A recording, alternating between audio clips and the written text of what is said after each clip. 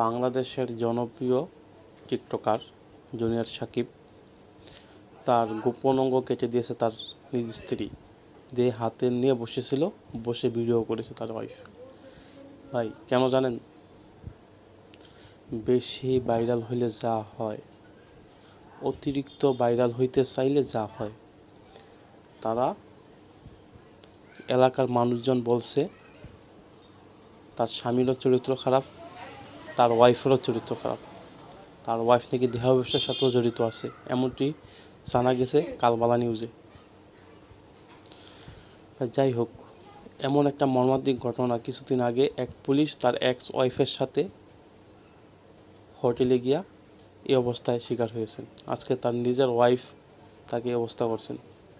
ভাই কোন দিকে যাচ্ছি আমরা? আমরা কি ভালোর পথে যাচ্ছি নাকি খারাপের পথে?